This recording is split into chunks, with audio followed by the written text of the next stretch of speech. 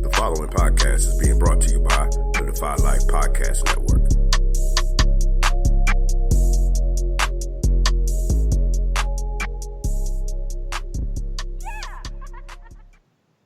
Welcome back to Unsupervised, the Spinoff. This week, your friendly neighborhood host talks CIAA and its last year in Charlotte. Money tries to get me to care about the coronavirus. In our crazy stat of the week, Murica's still nasty. We'll talk some petty party politics.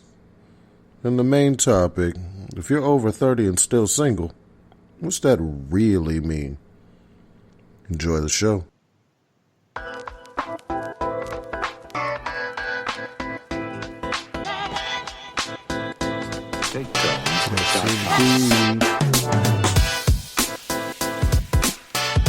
This thing on? Yo, what's good? Are we recording? Yo, recording tonight. We recording? Oh yeah. Apparently this thing on. Oh, so we're in the building. Definitely back in the building. Hey, you already know what I'm gonna say. Let's get it then. What's up, my fine people? It's your boys back in the building. Welcome. Yeah, believe it or not, we are at episode 5. 1, 2, 3, 4, 5. It does not seem like it. Well, it seems like we just got started, man. But I already feel like we veterans to this. Unsupervised, the Spinoff podcast powered by the Defy Life Podcast Network. You can find us everywhere. Check out DefyLifePods.com.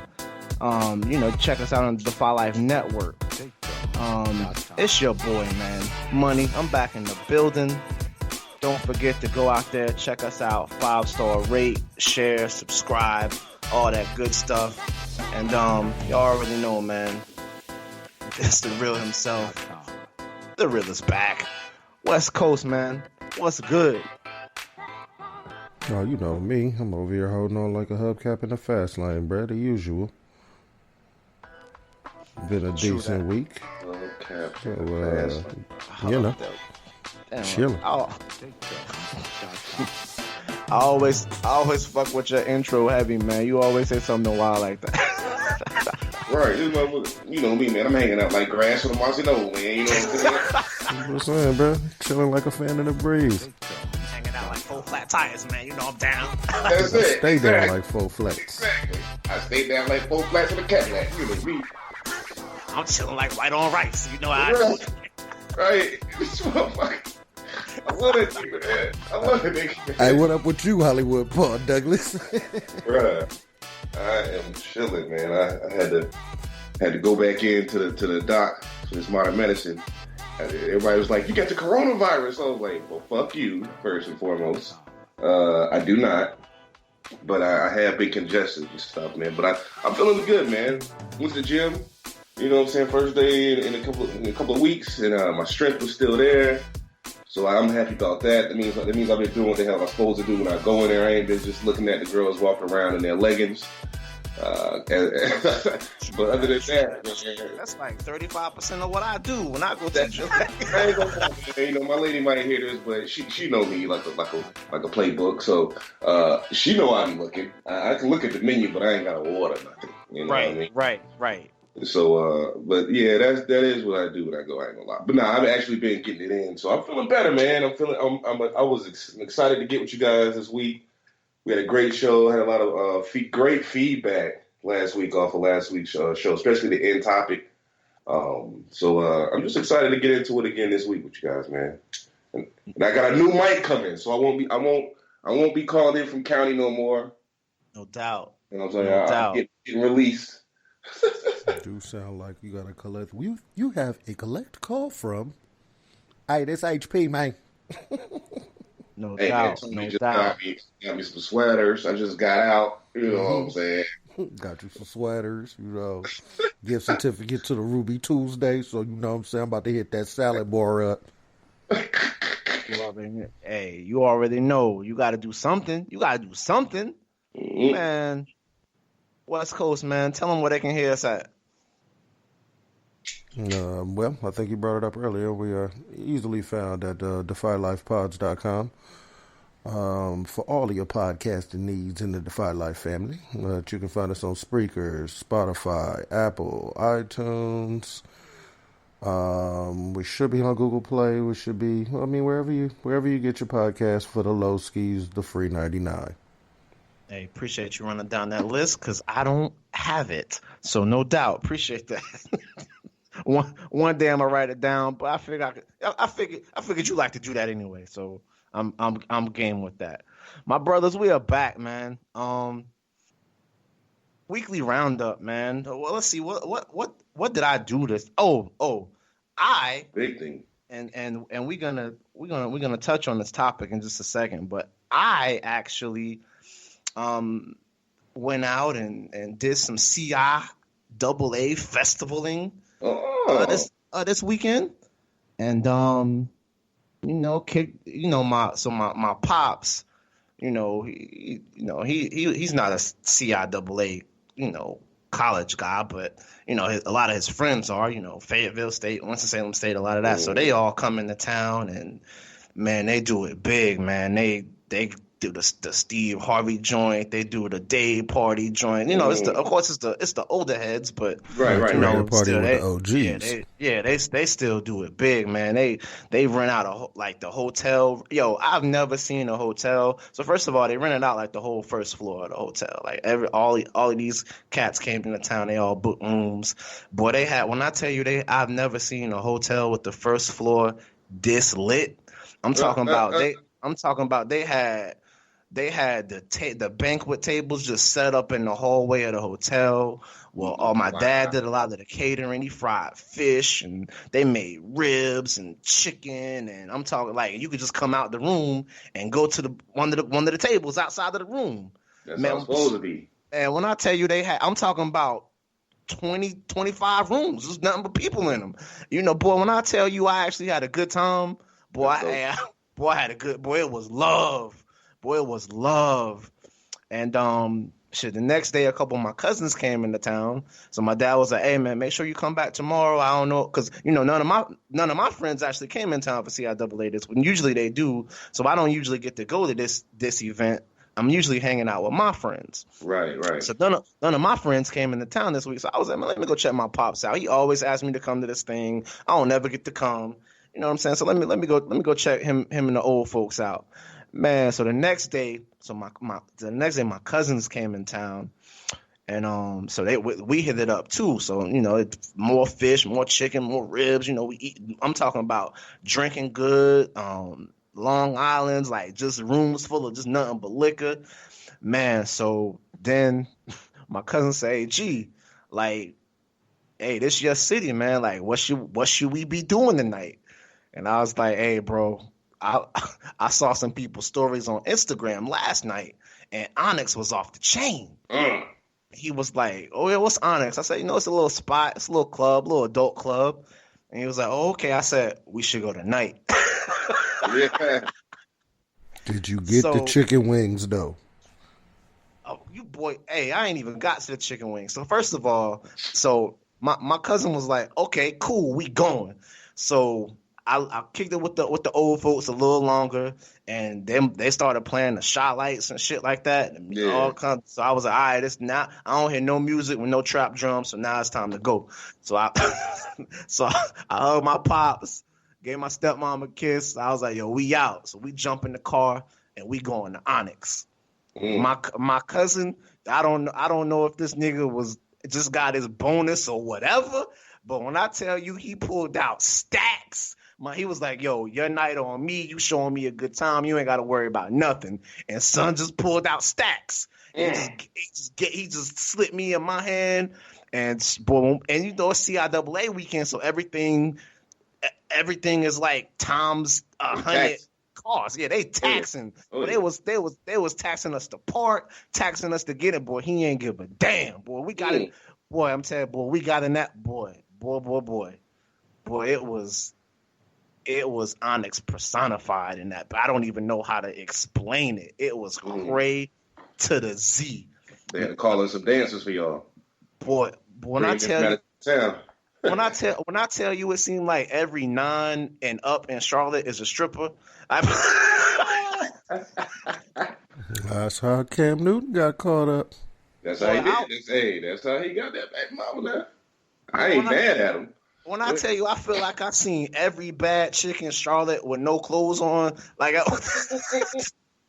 hey, and I had a great time. And my cousin was feeding me drinks, chicken wings. I mean, he was throwing money at the regular people in there like they was dancing. So he fell up on some. He gave no fucks. He fell up on some chick. And I was like, man, you at least gotta like get a number or something. You done do $50 at her, like. Wait a minute, sir. That sounds like a transition. Like it's a transaction in a mind, like.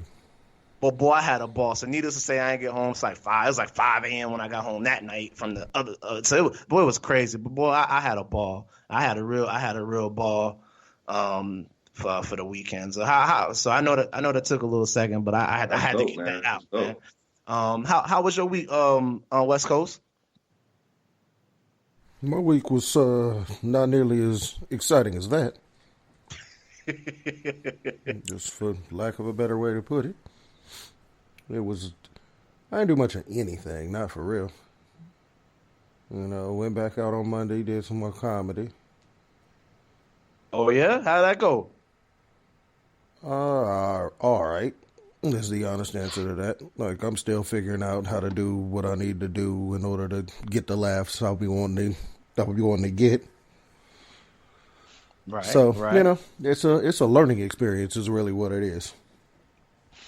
True that. Every time I'm on stage now, I'm just trying to figure out what works, what doesn't work, what can I get away with, what can't I get away with. You getting some laughs out there? Yeah. Yeah, I'm still getting laughs. Still hanging out with the comics afterwards. That's which weird. They are all crazy people, so that's great weird fun. Because you're not particularly funny, so I don't know. I'm just playing. I'm fucking with you, y'all. West Coast hate. West Coast funny as fuck, yo. HP, man, how was your week, man? Man, same old grinding as usual. Working 2 jobs in a day, working a creative job at night, you know what I'm saying, working a side gig on top of the side gig. Multiple streams of income is what I'm after in life, man. So, you know what I'm saying, I ain't complaining, but I didn't get to make it to the stage. I was on boyfriend duty on Monday, but I will be there this coming Monday. I got a dope new little joke I'm going to go into, you know what I'm saying, inspired by my boy Q. Shout outs to my man Q, the $100 barber. With a home with a $100 haircut. But yeah, man, I didn't get to make it to CIAA. A couple of my boys, they did. I didn't go to a HBCU. So I went to a little private college. But I'm from Fayetteville, of course, and so I got, tons of friends with the Fayetteville State. Tons of friends with the Winston-Salem State, so a lot of cats who are in town who I haven't seen in a while, you know what I'm saying, they would call me, hit me up. I just got to chop it up with them. Usually I'll go down and at least hit a party, but I'm sure Onyx was off the chain, you know what I'm saying. I'm sure the wings was extra costly, but still good. It was off the meat rack, son. Right. Onyx was crazy. It was off the motherfucking chain wax. You know what I'm saying? I bet. I was in there like, yo, I'll get her pregnant tonight. Like, I would just throw it all away. Like, right now, I was just like, I will marry her right out of this bitch. Like, what? They're scoping out baby mamas like, okay, you gonna be my baby mama? Insane. You could be my baby mama. I heard, man. Yeah, man. And apparently it was so crazy because Juvie was in there the night before with some other people, and they blew up because I seen it on people's Instagram lives. I was like, "What's going on?" It was crazy.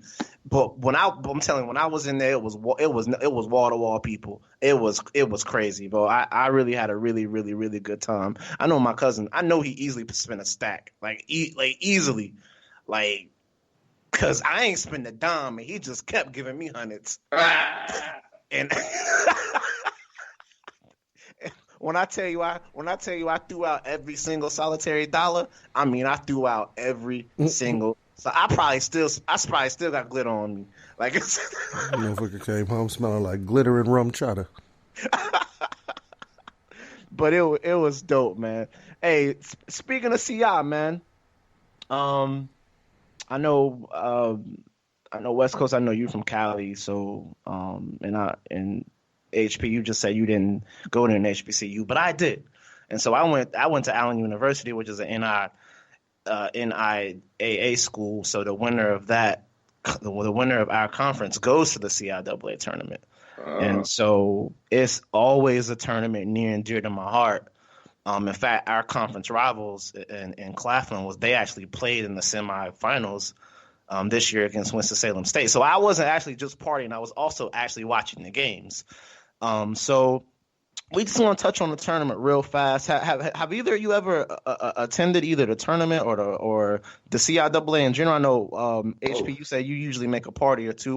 What's your experience with the event? Man, same as you, man. Thought I was gonna leave out with a couple baby mamas. But not other than that, it was dope, man. I mean, it's always good to see, people of color come together and without all the stereotypes, you know what I'm saying? Of course, there may be something here and there's some one-off here and there, but other than that, man, it's always a real good time. I always eat good. The tournaments, it's pretty cool, man. I'm a basketball fan, true blue, man, true and through. So I'll just sit there and watch the game just because it's hoop, But right. I don't really have a dog in that race, of course. But me being from the Ville, I'm always gonna go for the Broncos. Lady Broncos pulled something off this year, so big shouts out to them. Favorite state women's basketball team, but yeah, they won it all. Congrats. Mm-hmm. But other than that, Winston-Salem State won it all for the men. Was there? I know y'all are in Winston-Salem. Was there like a little parade or whatever for the guys? I mean, honestly, I wouldn't know if they did have that, bro. I'd be so not in tune to the city life here. Like I said, multiple streams of income, so I'm always working. But I'm sure they're gonna do something for them on the campus. I don't know if they're gonna parade them through. It's not like the NCAA championship when they come in. They don't give them that. They don't love them like they love Kobe here, man. You know what I'm saying? They don't love them like they love Kobe. But yeah. Other than that, man, my experiences down there has always been good, man. No sleep is the rule. If you're going to do the whole weekend, especially when you start off with a day party, oh my God. Like one year I did that joint with one of my homies I grew up with, and when I'm telling you, like I know I had to sleep for like 2 days after I was done because we went like 3 days nonstop day party. Right. Evening party, night party, strip club, start a day party, evening party, night party, strip club. Right. And my pockets was hurt than a motherfucker when I was done, but it was just one of those memories, and I'm an old man. I'm like, shout out to my pops. He just turned 75 on Monday. You know what I'm saying? Out. Vietnam vet. He's made it to this far. I hope I make it to that age one day. And that'll be one of the memories I get to share with my grandkids or whoever's sitting around talking shit with me. Right. All the way. You already know. West Coast, man. Have you gotten to get that experience at all? I did. One of my homegirls went to Johnson C. Smith, and so I got to go down there one year, hang out with them, eat good is what I remember more than everything else. We ate everywhere. There was an abundance of food, like overabundant. It was as bad as Mardi Gras in New Orleans, food wise. Like it was food everywhere. Yeah. And a whole bunch of beautiful brown-skinned peoples. Oh, my God. Who are you telling? All over the place. Just looking soft and smelling like cocoa butter. It was nice down there. Now, I've heard, I don't know if it's true, but I've heard that white folks be like, oh, it's CIAA weekend. I can't even go downtown this weekend. Like, and we be like, nah, you can come kick it with us. Like, it's not like we show, like black folks show love, man. Like, I don't think people really understand how much love black folks show, man. So, but I know it had, people were saying, there might be a fight or two, and early on there had been a couple shootings or whatever. But for the most part, man, It's all people come from all over the country to visit, attend this tournament, especially alumni of these schools. It's just a great event. And then the event moved to Charlotte and married itself to the hip hop community, and it's blown up. So I don't want to dwell on it too long. This is the tournament's last year in Charlotte. At least for they signed the tournament signed a 3-year deal with the city of Baltimore. Mm. And they'll be moving to Baltimore for the next 3 years. What y'all think about that? Do you think it's going to have this decision? Okay, go. Why you think that? I mean, the amount of money they're going to miss out each year from just that tournament alone is just. I don't think it was smart business wise. I think that was more of a conservative type of thing. I'm not going to turn it into a race thing here, but I definitely think that there was just a lot of complaints about certain people, and it got up to the higher ups, and I don't understand why they want to. It's not like it's like Freaknik or Bike Rally or nothing like that. The CIAA, it's not that type of behavior. There's a bunch of half nakeds walking around all the time. I'll say they do be having. Later the night goes. Of course, people put on they going to get them lady of the night outfits, but all the money they're going to miss. To me, I think it's just not. Nah, I don't think that's going to work. But well, it was the CIAA's decision to move to Baltimore.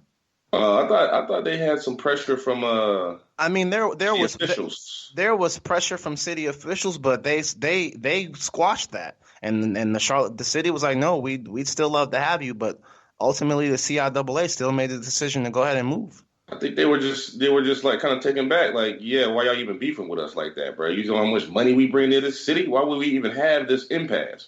I think it was more a pride thing to move it than anything. I was just talking to one of my cats. He's his partner's on the board with the CIAA committee, and he was telling me basically like they were just tired of dealing with it. Like they bring in like crazy amounts of money to the city for that, man, for that whole weekend, like the whole week, really. Right. I mean, like he went down there and they were at the Charlotte Convention Center. I stayed there like a couple weeks ago. And they had a whole floor down there. I mean, that's money, dog. Like each room going for $144 a night. I mean, and the whole floor is booked up by just one group. That's crazy money. Then they order food and parking, everything. I don't think it was a good move for the city to let them leave. They should have gave them some better incentive or something to say, hey, this is what we could do. This is what we'll do to be more involved, to help you guys out, or whatever the case may be. But we'll see. Like I said, I don't think it's a good idea. I think they'll be back. I thought it was boneheaded. I mean, I live in Charlotte, so there was definitely some complaints to the city and with the officials, and ultimately, like that, some of that's going to exist. And the city said, you know what, we'd still love to have the tournament. Baltimore offered a couple other things that Charlotte didn't offer. Because Charlotte did put in a bid to keep the tournament. Baltimore was one of the cities that also tried to get the tournament, and they put in a couple other things that the city of Charlotte didn't offer, and they ended up winning the bid. But I just think on both parts there was probably some boneheadedness in there, because I don't think it's gonna. I don't think Baltimore is going to hit like Charlotte. A, it's February, so it's still cold as fucking Baltimore in February most of the time. And B, is the hip hop community going to want to be in Baltimore? Right. Is Baltimore want the hip hop community there? I mean, Baltimore needs some lotion in certain parts. Baltimore needs some lotion. West Coast, what you think about that, man? Real quick. I'm sitting there reading through. I just found an article. I'm trying to figure out what Baltimore did to win. And apparently, the only things that I can see that are big is they set up so that the tournament will be played within walking distance of downtown. It's pretty much the only thing I can see right now. I mean, the tournament's here is in the heart of downtown. So maybe Baltimore just needed. It looks to me more along the lines of Baltimore wanted it more, because the CIAA's their offices are in Charlotte, right? So it looks like Baltimore just legit wanted it more. Like, I think Charlotte probably gave give me a hometown discount offer. Mm-hmm. And Baltimore was like, hold on, but we'll throw in this right here. How about these over there? And so they said they were. Literally, the mayor said we need to give people a reason to come to Baltimore. The CIAA tournament does just that. So I think that's really what it boiled itself down to, is just Baltimore wanted it more and paid for it. I'm gonna just say it, and I don't want to be one of those guys that says no offense and then says something offensive, so I ain't gonna say that. But anybody knows me, they know my heart. So but the point is, I just think that Charlotte had way too many rich white folks complaining about the shit, and Baltimore was like, "Hey, we got a bunch of niggas here who ain't gonna give a fuck. Bring that motherfucker here. We're gonna let y'all do what y'all want to do. We're gonna let you run around and do whatever. Ain't nobody gonna complain about that shit. We're gonna keep the riffraff away. We got extra police on hand, and everybody gonna be safe." And we love y'all. White folks in Charlotte was like, I mean, but we do want the money. We just don't want the niggery. We don't want to go downtown at all that week. Nah, I'm fucking. You know what I'm saying? We don't want to see any of that. We just want to see the cool Facebook videos afterwards. True. But so I'm gonna just say it. I just think that there was just too many complaints, and I think that Charlotte trying to put in their bid last minute is kind of like, oh, well, I mean, we'll still have you, we'll host you, and like West Coast is saying, Baltimore's like, nah, but what we'll do, we'll take it to the mall, we'll get you some sweaters, we'll get little Keisha to come through and get twerk for you. Mm-hmm. You know what I'm saying? Mm-hmm. Right. Got these Ruby Tuesdays, we got Tuesdays, salad bar discounts. You know what I'm saying? And that's how that worked out. It's one thing to want somebody. It's one thing to want somebody. Yeah. I feel you. That's pretty much what this article says, is that Baltimore's enthusiasm when they went to visit, because it was down to Baltimore, Charlotte, and Norfolk, Virginia. And so they said Baltimore just wanted it more, so they got it. Ultimately, I congratulations to Baltimore. It's a great tournament. I'm probably not going to go. In fact, that the interesting thing is that whole group, for the most part, that's been going for 12 years, said we're probably not going to go to it while it's in Baltimore. Baltimore just doesn't offer, what Charlotte does in terms of a lot of things. So, I think it'll be back after this contract is up. I think Charlotte will miss the tournament. I think the tournament will miss Charlotte. I think Charlotte gonna miss the money. No, I think they're gonna miss the tournament, man. I really do. And a positive opportunity from the tournament is the money. So, because honestly, just keeping it 100, the tournament wasn't bringing in that much money before the hip hop community also embraced the tournament. Right. So if the hip hop community don't come, because when it was in Fayetteville for all those years, and when it was in Richmond for all those years, it wasn't making any money like that. It was just a place to host a basketball tournament. Right. But in the mid 2000s, when the hip hop community jumped on, for whatever reason, all of a sudden they just jumped on, and that was part of the Charlotte initiative. We can get the actors and the hip hop heads and the rap, we can get them here too. And that was some Charlotte shit too. So we can't just say the tournament went from making nothing to making millions.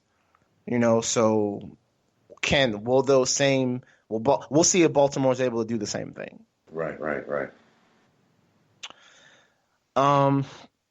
Hollywood, you kind of mentioned this earlier, kind of just jokingly. And West Coast doesn't love this topic, but I've ignored the topic a long time, and this thing is here, man. So I didn't want to. I feel like we'd be remiss if we didn't at least talk about the coronavirus. it's here, man. An 11 person died from it today. The first person in California. You know, so it went from, you know, I guess the reason. So no, it's not. It's not a pandemic or an epidemic yet, West Coast. So I feel you. I hear what you're saying, but so they told us that this thing was a human to human virus, right? Like like it spreads from human to human, and they put all these quarantines in place, and all this and all that, right? And so it's been in one part of the world for for the couple of weeks that it's been a thing, and then all of a sudden, a nowhere town in Washington State, somebody gets it and dies. Right. This person ain't been there. I think it's important to talk about because I don't know if they're right. Like, so if they're not right about that, maybe you mean propaganda? Well, like maybe we should be paying attention to it. Like they're saying it like if it's human to human, I ain't been to China, so I shouldn't fucking get it. But now some single solitary person in Washington State gets it. Boom. Now 50 people in Washington State has it. Now there's somebody in Raleigh that has it. There's somebody in Florida that has it. Somebody in Georgia. Like, it's just these people haven't been to China. And the people from China haven't been over here. So where the fuck they get it from? And I think the scariest part is it kills old people. So does influenza. Right. But influenza doesn't kill people at the rate that this kills people. I mean, about 1,000 people die a year from influenza. No, way more people. Way more people. Like 67,000 a year. Yeah, way more people die from influenza. 67,000 people. But see, my number was way off. But I know the flu kills people. It's been killing people. The flu does kill people. I was a kid. You know what I'm saying? I know that. But it kills people at like a 0.1% rate. This thing kills people at a 2% rate. So it kills much higher, or at a much higher, like 2% of people that get this die from it. 0.1% of people that get the flu die from it. So if that trend continues, 2% of 287 million is a lot of fucking people. It is. So I just think that it's something to be mindful of, something to look at, and just be mindful, man. If you have elderly people that you care about or whatever, like, this thing gets them first. And also it's something to say because 140 million people in America are underinsured. So and 46 million of those people don't have insurance at all. So all of a sudden, so the reason why I wanted to talk about it is all of a sudden the numbers, the numbers make sense to me of the impact that this thing could potentially have if it starts to run through the elderly communities and the poor communities where people don't have health care. And so now I'll turn it over to you guys, and you can let me know your thoughts on that. Okay. Wash your hands. Yeah. Let's start with wash your hands. I can't bring myself to give a fuck about this shit yet. There are 153, confirmed cases of the coronavirus in the United States. There are 327 million people. It's of the 153, 11 have died. But Most of them were in the same facility. We've only even known it was here for 3 days. So even for 3 days, that's not. It was here since January. No, in the United States. No, we did not. Yeah, we absolutely did. The first case was in January. Not in the U.S. There's somebody in Cali that had it. I do know it was around. It was because my birthday was on the 1st. It was the second week of February. They had a report that they had to quarantine somebody that flew in LAX that supposedly had the virus. Yes. And they were checking all the passengers, the pilot, All the airport staff that came in contact, it was a big mediocre type of thing. Like, because I had like all these, like, because of you, money. So I blame you for this first and foremost. I got all these like news tickers and stuff that keep flashing across my screen throughout the day, keeping me up with politics and what's going on, current events. And it was. I was like, oh shit, there's somebody in LAX with the coronavirus, and they were trying to make sure nobody came in contact, it wasn't spreading. They got him over and got him basically treated and cleaned, and all the clothes he had on, like everything in the plane, they were like stripping it, his seat, everything, like the seat in front of him. It was a big thing they were doing, man. So but again, that was one person.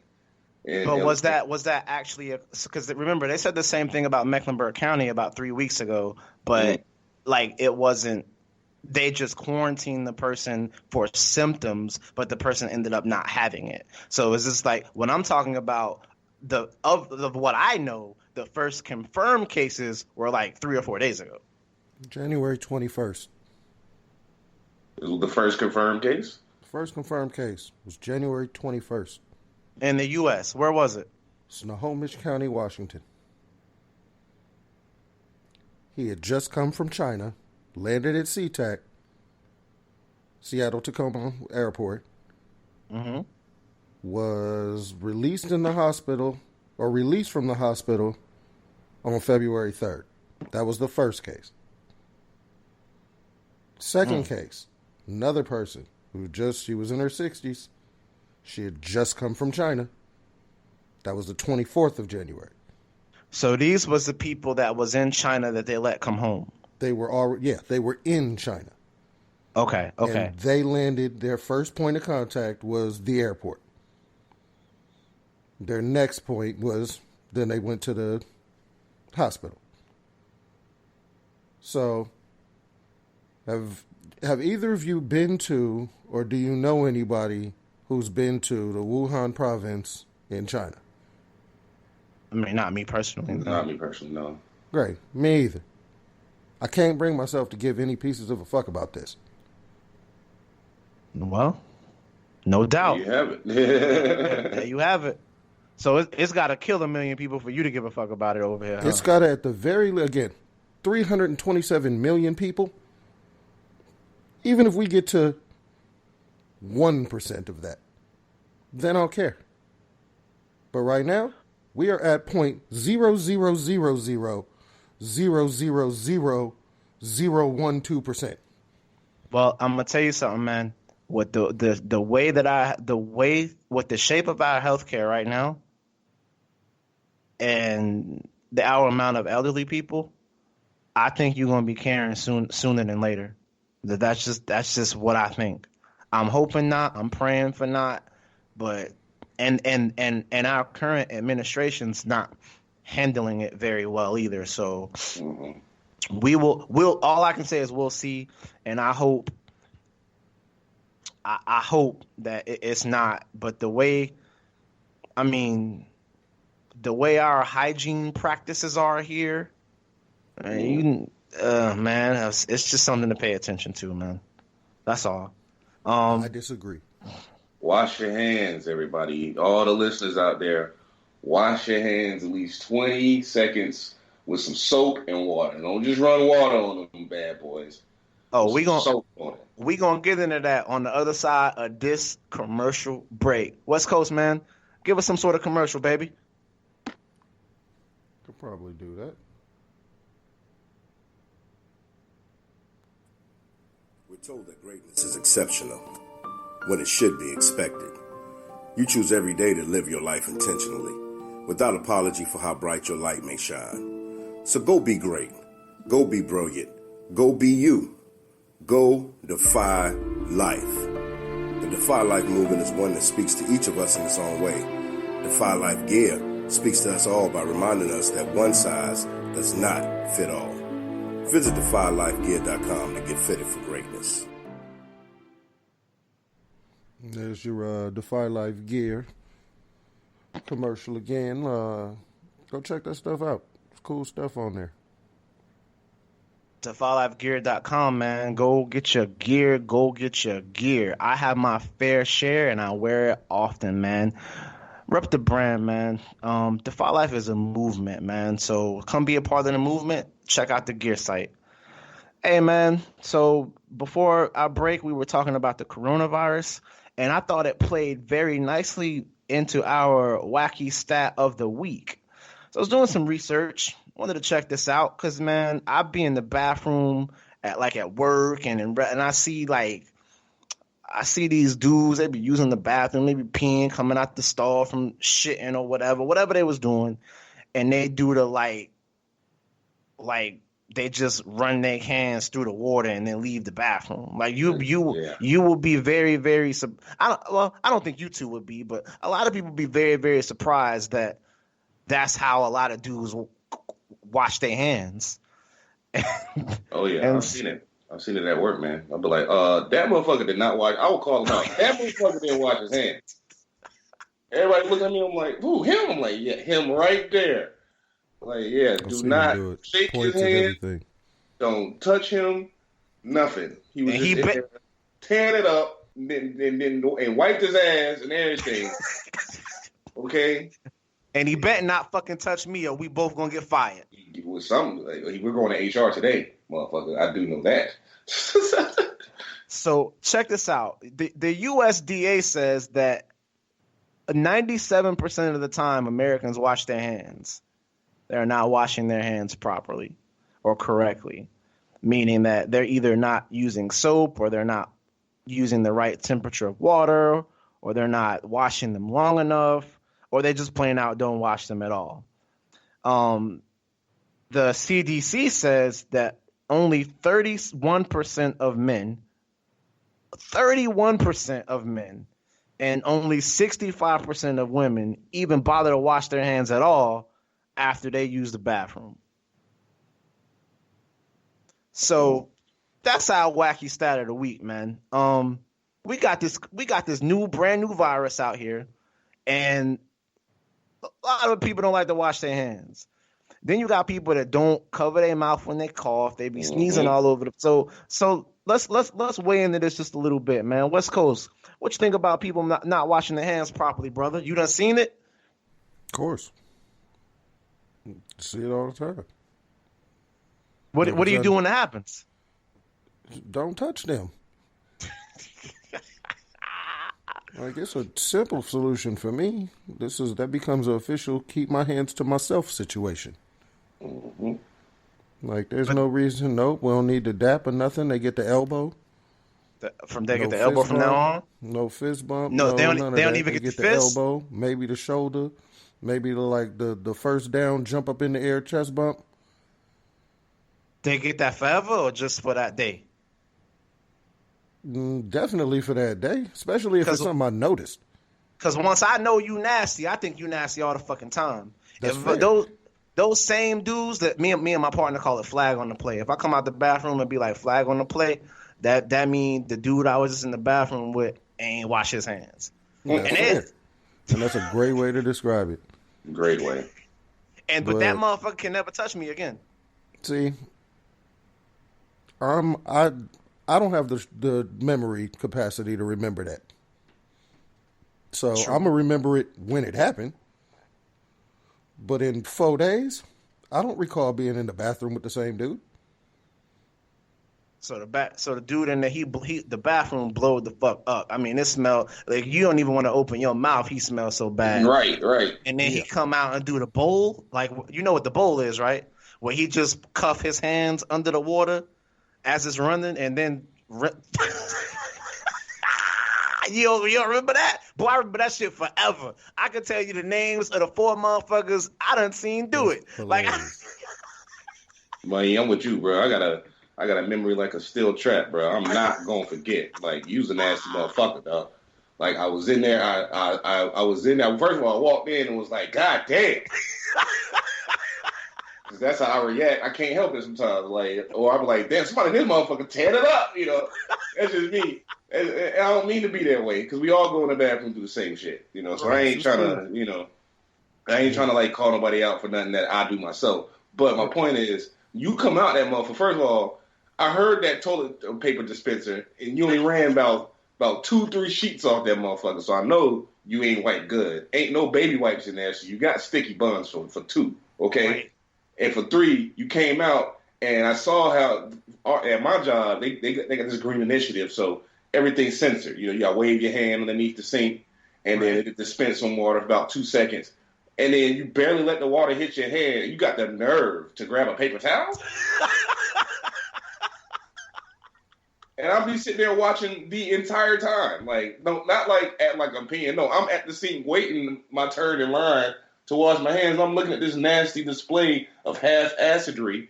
And you go out the bathroom, first of all, so now I got to wash my hands extra good. Extra long. I be feeling the same way. Then I gotta make sure I got me a couple paper towels just to grab the handle on the way out.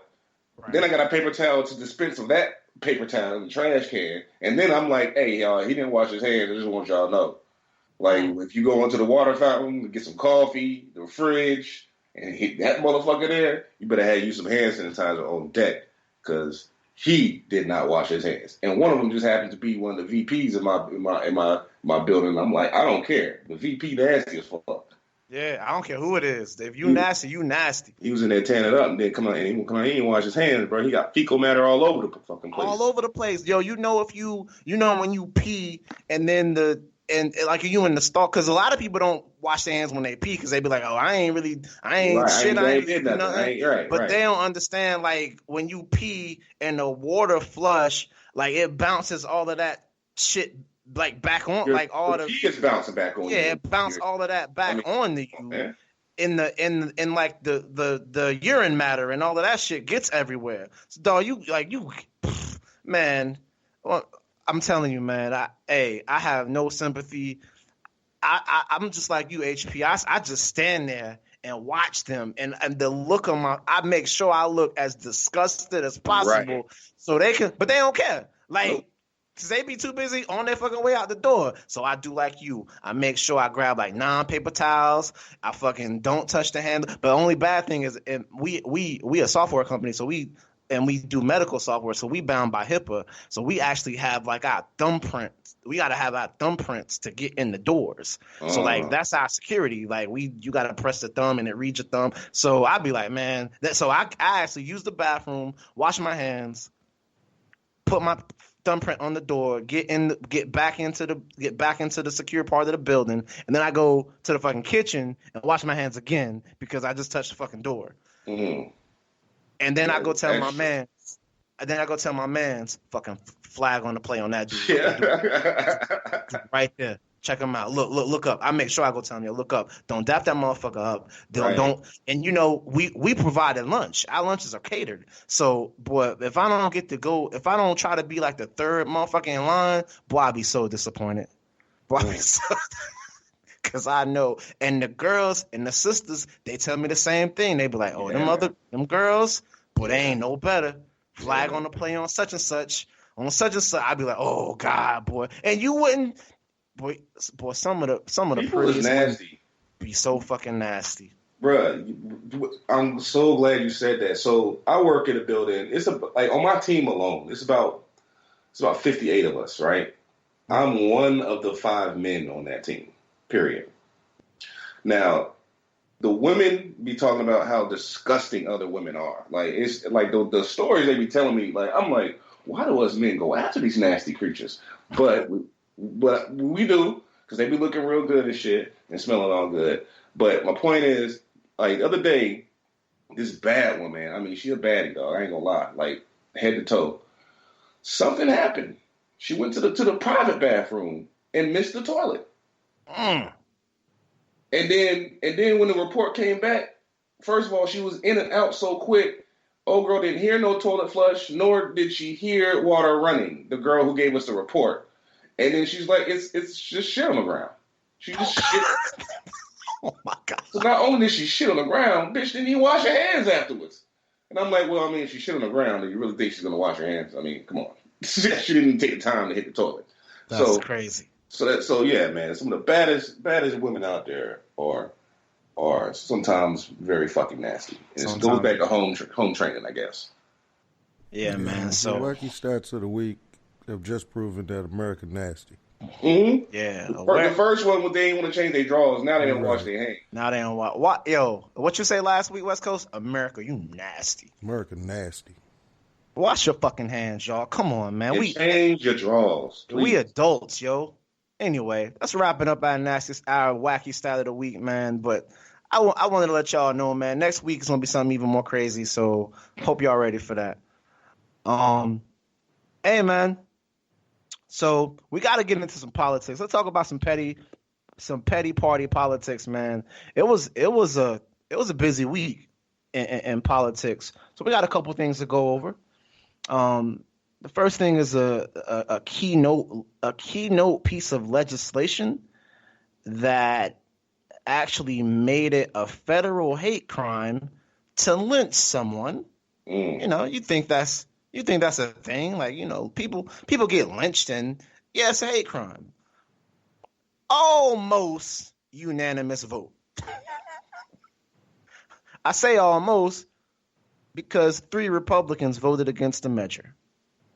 That Ted Yoho of Florida, Louis, I think, is Gohmert of Texas, and who used to be my man, Thomas Massey, and who used to be my man, Justin Amash. So that was 4 Republicans. Well, Justin Amash isn't a Republican anymore. He left the Republican Party when the Mueller report came out.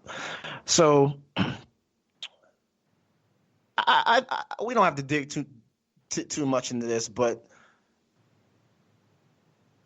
shame on those 4 representatives, man. I don't know, and one of them actually argued that if he voted no because him feeling like voting yes would be an overreach of government power. Wow. And someone said some cockamamie mess about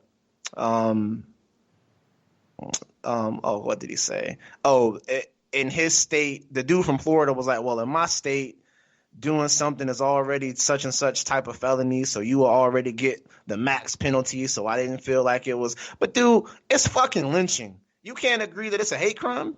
Right. What y'all think? Go ahead, West Coast. Take this one up, man. See what you got. Not much. I just think that's plain silly. Like, how could it not be a hate crime? It's based in hate. To lynch somebody is to go through that whole process. Like, it's one thing, murder somebody in cold blood, manslaughter, whatever. But to lynch, that's premeditated. What you exactly? Gotta have the right equipment. Yeah, what it's exactly equipment is lynching? Involved. West Coast, what exactly is lynching? Anybody got the definition of the proper definition of a lynch?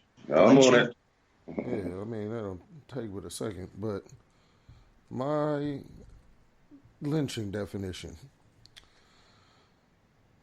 To kill someone, especially by hanging for an alleged offense with or without a legal trial. So, always involves a rope. Like, you gotta have equipment. Additional equipment. You gotta be premeditated. Gotta be something to hang you from. You gotta go find that thing to hang somebody from. Like, it's a thought out process. So these 4 dudes are wilding. As far as I'm concerned, absolutely. But also, as far as I'm concerned, they need to be removed from their office. Also, that kind of states they represent. So, you know, a Florida man saying wild shit, that just makes sense. Florida does wild shit. Well, Florida got a whole lot of representatives, and in their defense, they didn't vote for it to not be it. They came out and said it should be a hate crime. Yes, they did. Congress hardly ever agrees on anything, and all them motherfuckers except these 4 was like, yeah, that's a hate crime. It just blows my mind. It really just blows my mind. That's insane. Yeah, man. Crazy shit. Your country music icon singer, Garth Brooks. I don't know any of his songs. I just know he's a country music icon. People love him. Hey, he got friends in low places. Everybody know that song if you've ever been to karaoke ever. I actually have heard that song. I didn't know that was a Garth Brooks song, so I didn't put the name recognition with the song, so I appreciate that. But Garth Brooks last week had a concert in Detroit, Michigan, which is weird because as we discovered, like Detroit is like maybe the third per capita highest city for black folks in the country. But that don't mean black folks don't love country music. But anyway, Garth Brooks concert in Detroit. He comes out with a Barry Sanders jersey, does his concert, does his thing. And boy, the conservative movement, the MAGA people, boy, they came out in the social media world and lit Garth Brooks' ass on fire. Yeah. You know why? Yep. Because I guess these motherfuckers are too dumb to realize that his Bernie Sanders jersey, his Barry Sanders jersey, yes, was a Barry Sanders jersey. He was a black football player who's retired. I mean, I guess what's the lesson he learned? He can only wear a Megatron jersey. Is that the lesson Garth Brooks learned? I think we all learned that movement is some pretty dumb people at some point. I know we talked about this a little last week, but I mean, they was giving him the business, dude. Yeah. Bernie 2020, Garth, not you. You can just die. He was getting that. It was crazy. Yeah, man. I mean, they lit his ass up, and boy, whenever you light somebody up for that, like that, and you that way off, boy, that shit was funny, y'all. Listeners, y'all go check out the Twitter threads and the Facebook comments and stuff, man. They was giving Garth ass the business for supporting Bernie Sanders 2020. You know, the best part is I just went to the Twitter feed itself. Barry Sanders said, "Hey, at Garth Brooks, want to be my VP? Number 20 for 2020. Garth Brooks responds, "Hey, at Barry Sanders, I'd run any race with you." Amen. Number 20 for 2020. Amen. Shout out to Barry Sanders, man. Shout out to Garth Brooks. That's all for that one. But man, I thought that was hella funny. West Coast, I know you said, boy, that's the funniest shit I heard all day. Last night, man, Super Tuesday. Oh yeah. Big. Hey. I remember last week I know I made the statement that said, I think just based on everything I'm reading, because going into this week, Bernie Sanders had swept all the primaries and the caucuses, and I remember we saying, you know, everything I'm reading says that South Carolina is firmly Joe Biden territory, and that turned out to be true. I mean, he gave Bernie Sanders and everybody else the business in South Carolina to the point where Amy Klobuchar, as well as Pete Buttigieg, dropped out of the race. And then we go on the Super Tuesday, and it's him and Bernie, but you're thinking like, okay, South Carolina, you know, Bernie's going to get right back on track. And Joe Biden mopped up last night. I mean, I am shocked. And I read something.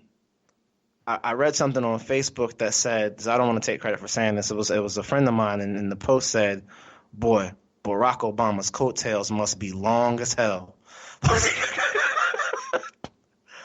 I mean, that's riding his whole political campaign thus far. Because he's riding them shits. But me and Barack. Here's the crazy thing. When we were in office, me and Barack. Okay. What he's been running on.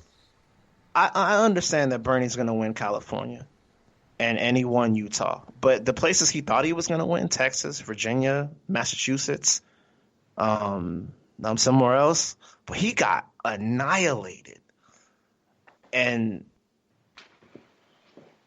to me, that's crazy because he thought he was going to win Virginia, but Joe Biden almost got. I think he got 50+% of the vote. and then he swept the rest of the South. So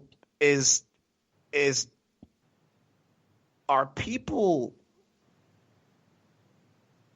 especially black people, but I don't want to just say black people because a lot of people people voted in record numbers yesterday. So those are all people. But are people clinging to? So are they just associating Joe Biden to Barack Obama and saying, "Hey, that's the guy I know. He was with Barack Obama for 8 years. That's the guy I know. That's the guy I'm sticking with." Because if you pay attention to the campaigns, Joe Biden he doesn't have any money, and he hasn't done anything right yet. He's got gaffe after gaffe. He's like on stage forgetting to call the Declaration of Independence with the Declaration of Independence. He's forgetting hella. He actually thanked people for helping him win his Senate seat when he's running for president. Like, he hasn't done anything right, and he has no money. What he did yesterday should have been impossible. What are y'all thoughts on that, man? Joe Biden, man, the comeback kid. Doesn't surprise me at all. Mm-mm. Do you remember a movie came out in the early 90s with Eddie Murphy called The Distinguished Gentleman? I do. Where the only reason why he even won, he ran because his name was the same name as the dude who they already knew. Right. Jeff Johnson, the name you know. Right. Joe Biden, we know that name. Mm-hmm. So it doesn't surprise me at all that enough of America is like, Biden. I know that name.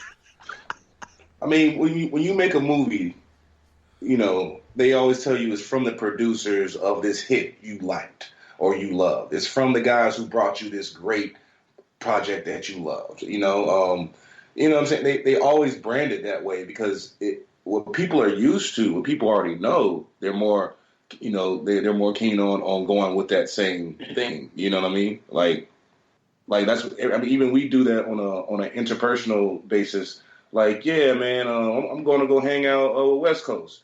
You know, oh boy, Paul. You know, we know Paul. We hung out with him the other night, so we're gonna go hang out with West Coast. So West Coast hang out with Paul. So you're more apt to go hang out with West Coast, thinking you're gonna have the same experience that you had with Paul if you had a good time. Or it could work the opposite. You know, I'm going to West Coast. I ain't hanging out that motherfucker. He hanging out with Paul crazy ass. That motherfucker was shooting this shit last time. Well, you're gonna already associate. Well, West Coast may be wilding out, pulling out guns, shooting people like Paul was. So it's like West Coast said. I'm not surprised. Like everybody who voted for Biden thinks they're getting an extension of President Obama. Mm-hmm. I mean, it's a psychological, like, propagated type of. It's how you advertise anything. You know what I'm saying? Exactly. The same company that brought you the Silverado is bringing you, you know, the Chevy Camaro times 10 now. You know, I mean, come on, it's how we do things in America. It's how we market. Right. Interesting. Brought to you by Hope and Change, Joe Biden. Exactly. I mean, Interestingly enough, did you see today Bernie Sanders, who has had he doesn't too much mention Barack Obama in his campaign at all. You see, he actually came out with a commercial today linking himself to Barack Obama in their relationship. He better do it. I mean, if he wants people to jump on that bandwagon, he better start linking himself to what worked. He had historically been saying, you know, that was then, this is now, blah, blah, like, but I think he forgot that, and I don't think a lot of people realize this, but Barack Obama is the most popular president of our lifetime amongst Democrats. Absolutely. Period. You know, so I think Bernie Sanders forgot that, and it's probably helping Joe Biden. So I have a question for both of you going forward, because Bernie Sanders is probably going to win California, which is the most delegate-rich state. So he's probably going to go back into the lead after all the votes are counted in Cali and the delegates are counted. But going forward, given what we saw last night, is Bernie done? No, I don't think he's done. He's still got a puncher's chance. He does. He does. No, there's still a whole lot more states. There are a whole lot more states. So, but Super Tuesday was just big because it's kind of the South. Right. So it's we still got a lot of the South left, though. We still got a lot of the South left. That's what I'm saying. There's still a lot of the South left because really, Texas, Oklahoma, Arkansas, Tennessee, Alabama, North Carolina, VA. Right. So you still got Georgia, Mississippi, Mississippi, Florida, South Carolina. Did Kentucky vote? Nope, not yet. Not yet. No. Here, I think Missouri. If the South, the trend in the South holds true for Joe Biden, that showed true in North Carolina, Virginia, and South Carolina, Bernie Sanders is going to get creamed in those states. He's going to get creamed in those. He doesn't have a chance against Barack Obama's vice president in those states. Yeah, but he also still has the West Coast. Oregon and Washington haven't gone yet. New York hasn't gone yet. Can he win? Can you think he's going to win New York? I think he can. I think he absolutely can. I think he has a shot at it. I don't know. I'm not 100% behind it, just based on, you know what I'm saying? I mean, that's Barack Obama land for the most part when it comes to the Dems. So, you know what I'm saying? I mean, that's why would they get his little brother? You know what I'm saying? You think he can win Illinois, Barack Obama's home state? You think he can win? He thought he was going to win Minnesota and got beat. You think he's going to win Illinois and Ohio and Michigan? It's the same electorate. I don't want to jump out there in that water, but I have a sneaky suspicion. And Bloomberg dropped out today because he got his ass beat too. Bloomberg got it handed to him.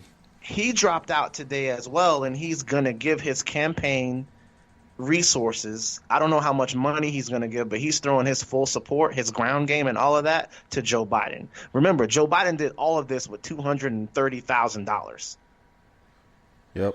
I mean, because he got, we can look at the money aspect of it, but he's got the ace in the hole, man. He's riding coattails, Pimpin'. You know what I'm saying? If I was Scottie Pippen, do you think I would ever pay for a burger in Chicago? That's all I'm saying. Joe Biden, the name you know. Man, I don't.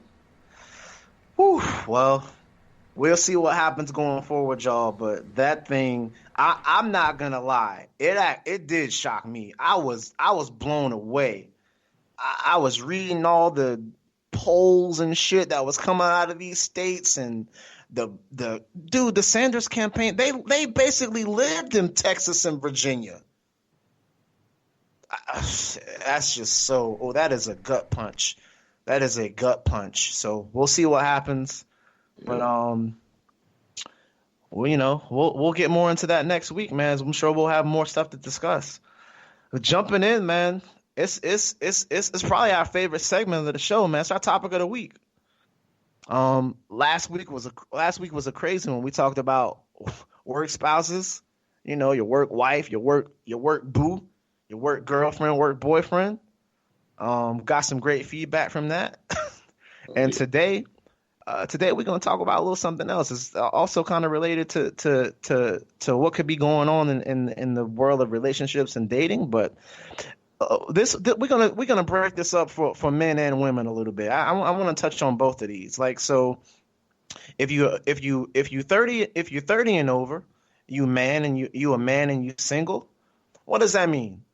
If you 30 years old and you're a woman and you single, what does that mean? If you a man and you over 30 and you single, does it mean you're scared of commitment? Does it mean you still playing the game? Does it mean like what does that mean? And for women, if you're 30 and you does it mean like you kind of crazy and you got that little crazy gene and dudes be like, oh shit, she crazy, like, or does it mean like you focus on your career? Like, so man, we gonna get into that, and let's see. So West Coast, man, we gonna start with you. All right, so you 30-year-old dude and you single, man. What's on your mind? What you thinking about? What you out there doing? You in the streets? You just chilling? What's up? It's a little of both. Like you in the streets and you chilling. You 30 years old. All right. I feel like 30 is a number that is brought to us by past generations that only live to be 50. Okay. You feel me? People are now able to, a lot of it has to do with biological clocks ticking or whatever. But people are now, with the advances of modern science, medical science in particular, having kids well into their 40s. Mm-hmm. So I think 30 is just an arbitrary number that our grandparents had to deal with. Because if you weren't married with kids by the time you were 30 when they were coming up, well, then there was something wrong. Traditional programming. Right. It is straight up traditional. But these days, like, there was also a different way of having to even approach a potential mate back then. Now we have a phone in our pocket that any of us could pull out right now and swipe in a couple of directions. Mm-hmm. That wasn't an option for them. You feel me? At this point, I feel like if you are 30 and you have no kids and you're single, you're probably planning better. There we go. Come on. You know, I mean, but you know what I'm saying? Like, you've probably thought about it like, man, you know, I don't know that I'm responsible enough to be married with a kid right now.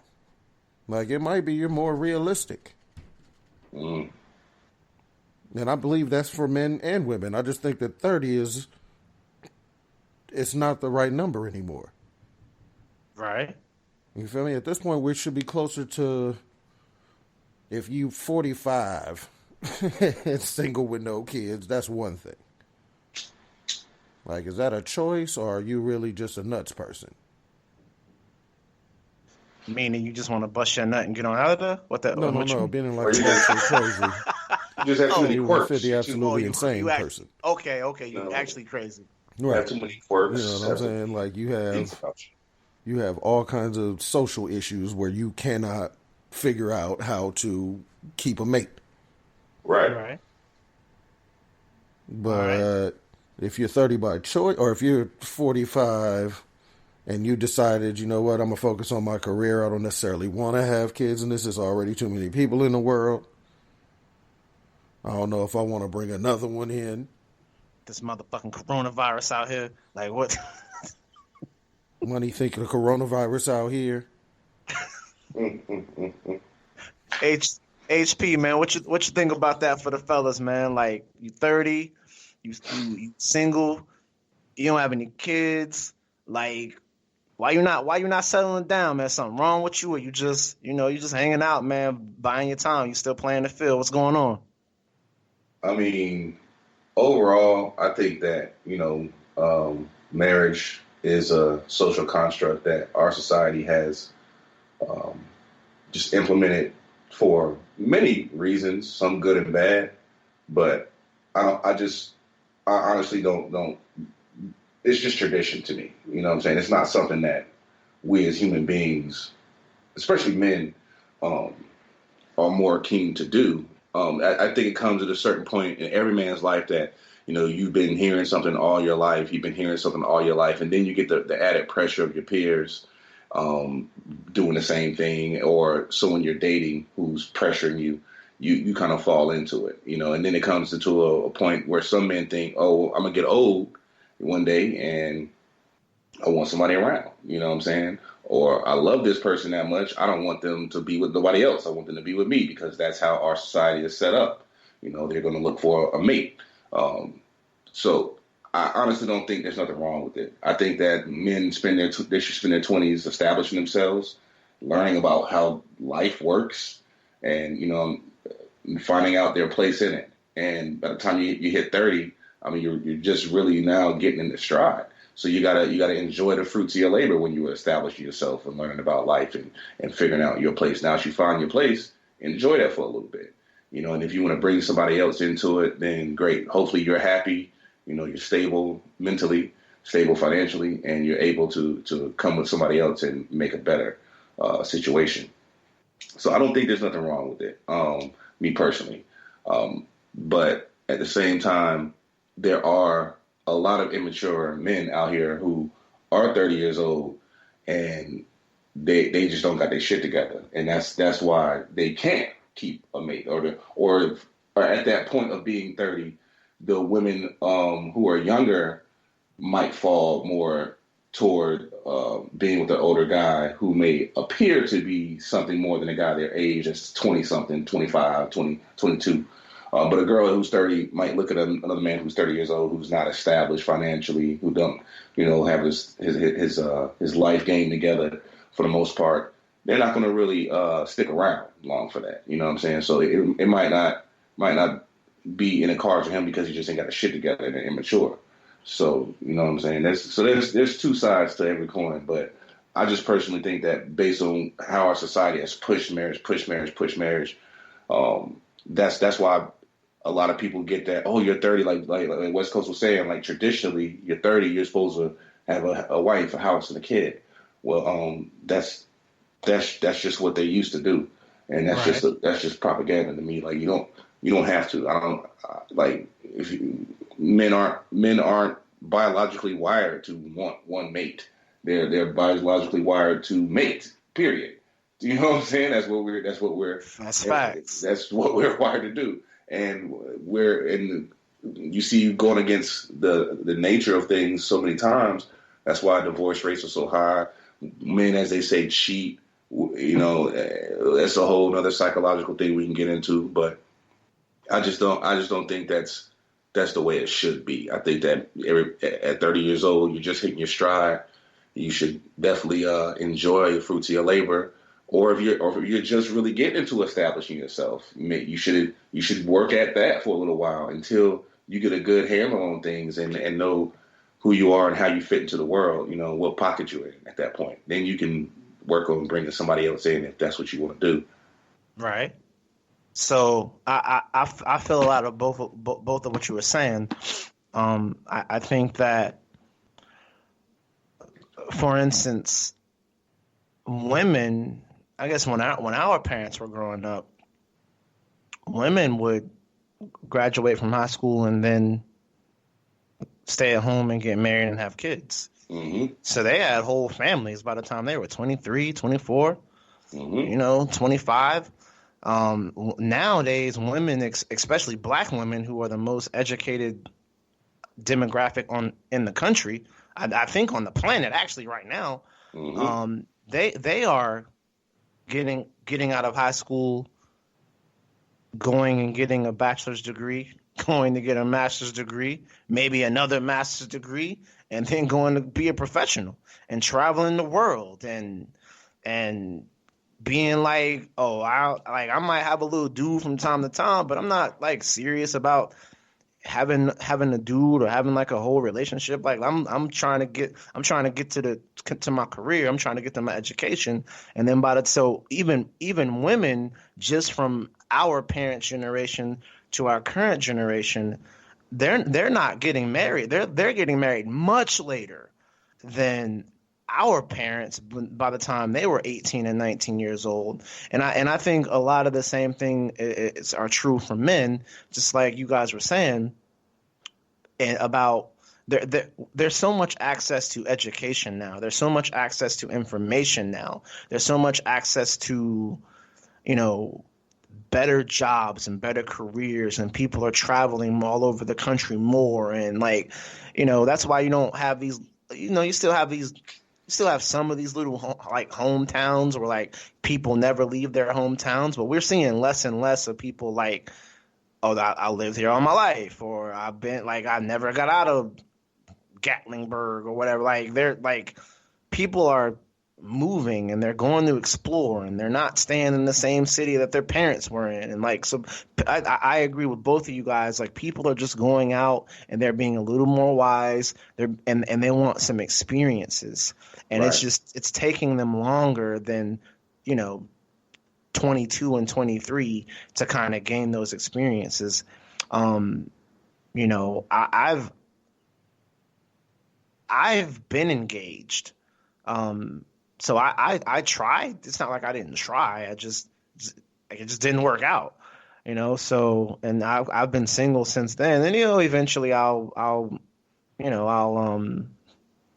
swing for the fences again. But for now, like, and so I don't think there's anything wrong with me. I don't think I'm scared of commitment or anything like that. I just think, I tried before. I want to make sure I'm healthy, I'm whole, I'm balanced.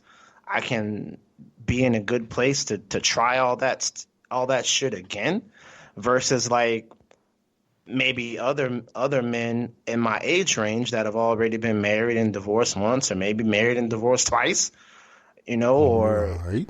or or like, because you haven't experienced enough, and you're still out there trying to grow and reach your potential, and things don't work well because she's also trying to grow and reach her potential, and you go in two different directions, or you were never honest with each other from the beginning, or like, so it's a lot of things that goes into that. But I mean, now you're older. You're older. You know now what you want, what you don't want, what you want to put up with, what you don't want to put up with. You know more about yourself. You're enjoying yourself more. I mean, I'm sure you're making more money now than you were then when you were engaged. So you have a lot more opportunity to do a lot more things that you might not have been able to fathom that you were able to do when you were engaged to now. I don't know the situation. Just throwing these out. But my point is, there's so much. You're not the same person now. So, to jump right back into something you were doing, I think that's you doing yourself an injustice before taking your time, because you're just not the same guy. If that makes sense. That makes perfect sense. That makes perfect sense. West Coast, what was you going to say? The other thing is the number 30 is such a ridiculous number because the human brain isn't even fully formed until you're 27. So you only get 3 years as a actual fully grown adult, fully matured adult, before you got to make a life-altering decision. Right. That doesn't seem to make any sense to me. Right, it doesn't. That's dope. That's dope info, and I feel like I'm discovering new shit every day. So I don't even, I think that like the day I stop learning is the day I die. So I don't even know about that 27. Like I'm right. Always on the hunt for new knowledge and new ways to be the best version of myself that I can be. And hopefully that's true for everyone. So it doesn't mean you're crazy. It doesn't mean you're like, but like some of that can be true. Mm-hmm. Like there's definitely some crazies in there. I didn't talk about the women's side. You know what I'm saying? Now, let's get on the women there. Let's. I didn't even go into that. Let's talk about the women's side, and maybe we'll be partial to us because we're dudes, and we don't have any women guests on the show to talk about this subject. But oh well. I'm bringing in a woman's perspective. I did talk about this before coming in to this show, so I got a woman's perspective. All right. Well, what'd you get?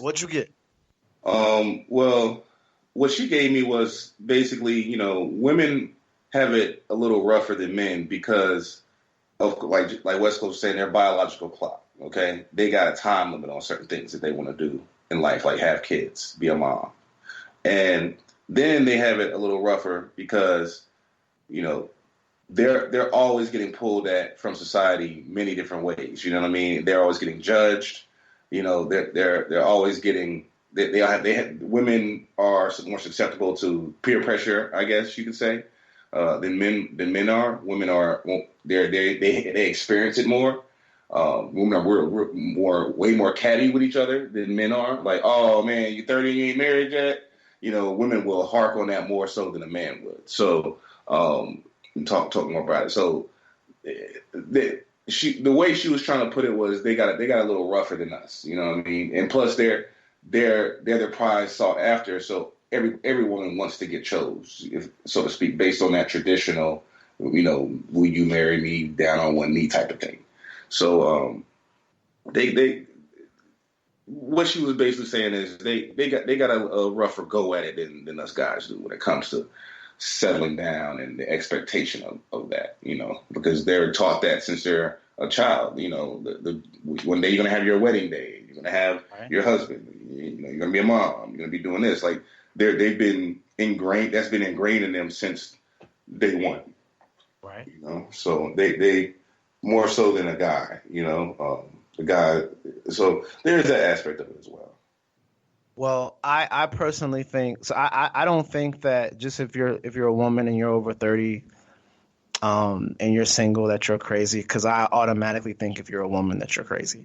So like all women have that thing in them that they can be a complete mental patient, especially if they love you. So, and that's not a knock. That's just kind of the reality. Like I feel like kind of the harder a woman loves you, especially like if she loves you for real. She Looney Tunes. So So not she can be. Oh, absolutely. Yeah, definitely. Not to offend any women out there, women listeners, but we know what's up. Women love hard, man. They do, and they'll go to some outlandish things to prove their love or to defend it. Yeah, all the way out. So we know, like tell my girl a psychopath, like that's. Absolute mental person. Oh, I live with a nuts person. I know, sir. Right. She's gorgeous. She loves hard. She means well. I know that I'm a big priority in her life. I'm a big part of her life. But at any given moment, I could be like, I'm kind of scared now. Kind of scared. I feel like I might die. Yeah, I feel like I might die if I say the wrong thing. Just don't kill me. But you already like the more they love you, the more weird shit. Like that's when they want to. Oh God, you wake up and they just looking at you, or they trying to get in your phone, or they don't. Oh man, I remember when I was engaged, I had a little argument with my lady, and I really just needed some air. And I was like, man, like this fucking girl's crazy. So I left the crib. And I went to Walmart. I just walked through Walmart. I was like, let me just relax, calm down, just take my ass home and go to bed, right? So I'm walking through Walmart. I'm really just like looking at TVs and shit, whatever. I'm not gonna buy nothing, but just I want to get out the house. Walmart was open. It's like 3 a.m. So whatever. So so I'm in Walmart for maybe like a half an hour. Come back home, and I get like ransacked when I walk through the door. I'm talking like pulling my drawers down. She can smell my dick and where you been? Throw me on the couch. Where you been? And they like, I was like, yo, you think damn, I went the fuck? Like, are you serious? Like, yeah, we got legit ran up on. Mm-hmm. No, I got all the way ran up on y'all. I was like, oh my God, like, I just went to let off some steam and get some air. But right. Hey, seriously, like it was like. I mean, she cared, man. She cared real hard. So, just little stuff. I knew then. I was like, oh my gosh, she a psycho. But yeah, I mean, it could be looked at as that. It could, or it could just be looked at childish insecurities. But I get what you're saying. Definitely. I'm making light of it. But I knew. I just meant I was, like. Damn, I ain't leave, go smash, and then come back home. Like, but she cared though. She cared, So it's how you look at it. She cared a lot that you did not just go out and throw away whatever y'all had to someone else because you're upset. So you can look at it like that too. That's facts. But yeah, I definitely. What were you saying? I was gonna say, man, as much as speaking of caring, as much as I care about our listeners. Yo, we gotta wrap it up. Anybody else want to touch on that real fast?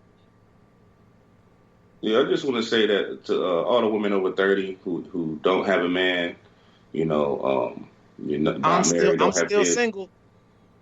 Money's still single, but West Coast still single too. West Coast still single. So all I'm gonna say is, if for some reason you're over 30 and you can't keep a man, or a man doesn't stay in your life, it might not be the man. It might just be something personal in you that you might need to look at, make some adjustments in behavior, or I wouldn't say lower standards, but your expectations of your ideal life versus reality. So that's all I would say to women. I'm not going to call you all batshit crazy, but there's some of y'all out there who are just batshit crazy, and that's why you're still single. But the ones that aren't, just because I grew up with a lot of women in my household, so I can, on behalf of them, sometimes you have to know that compromise has to be made sometimes in life, and if you make a compromise and it's for the greater good of your overall relationship, and be selfless in your relationship, I think that a suitor will want to hang out a little longer, just from my experience with the ladies I grew up with. So that's all I want to touch on with the lady listeners. No doubt. Hey, I definitely appreciate that. That's good feedback to take. And we're going to be back next week with more feedback to give y'all. Thoroughly enjoyed it. And West Coast, man, zip them up. Oh, little on me. I get to go first. Okay, all right, okay. Well, gotta give a couple of shout outs right quick. We ain't getting no shout outs to nobody on the network. Shout out to everybody on the network. Shout out to my pudding because she asked me to. Shout out to who? My pudding. That's like you got a puppy or something? Are you talking about your work wife again? Yeah, who are you talking about? I was last week. All right. Who we talking about? Your pudding? They have a nickname and it's pudding? It's pudding. Oh, pudding. I'm pronouncing it too correctly. It's pudding. You are. Okay, my bad. That was a real strong G you tried to put on the end of that. Too many syllables, my nigga. Strong G. Pudding. Other than that, y'all already know what it is. Be excellent to one another. Don't be a jerk. Treat people the way you want to be treated. Does pudding tell you to eat her pudding is all I want to know. I gotta know. Oh, we gonna talk more about that's none of your business, and I'll thank you to stay out of my personal affairs. Oh, wow. Gave me the Ace Ventura line. The straight up Ace Ventura, man. You see him? We still gonna talk about this pudding next week, though. Hollywood, HP, man. Zip them up. Hey, man, it's been a great show talking to you guys, as always. Can't wait till next week. Can't wait to listen to this show. Shout out to the Defy Life Network. Shout out to the big homie JR. You know what I'm saying? We won't shout him out that much, but the homie brought this together. The man's borderline genius. I ain't gonna give him full on genius. I don't want his head getting too big. But shout out to the homie. Loving guy, always there for your boy whenever I call. Appreciate you, love you, bro. You know what I'm saying? And if you see somebody in need out there, y'all, just talk to them. You never know. You just may save their life. Hey, man, I don't have nothing too crazy. Thank you again for another great week. My fabulous co-host. Thank you, listeners. Don't forget to share, rate, subscribe, all of that stuff. 5-star rate, whatever you can do. Go check out the Unsupervised the Spinoff podcast Facebook page. I'm sure Hollywood got some goodies for you if you share and all of that good stuff. And mess with us, man. Shout out to everybody on the network. All the great shows that we have. I mean, y'all already know what I'm gonna say, man. If you're not rocking with Defy Life, what's your life about? We out.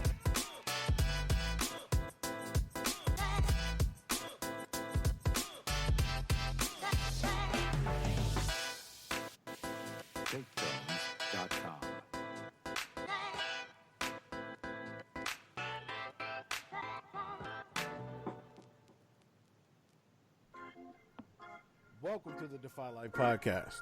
For in-depth, entertaining, often hilarious, always real talk about sports, culture, lifestyle, and current events. Join us and become part of the movement. The Defy Life Podcast. New episode every Wednesday, everywhere your favorite podcasts are available. Brought to you by the Defy Life Podcast Network. This is Defy Life.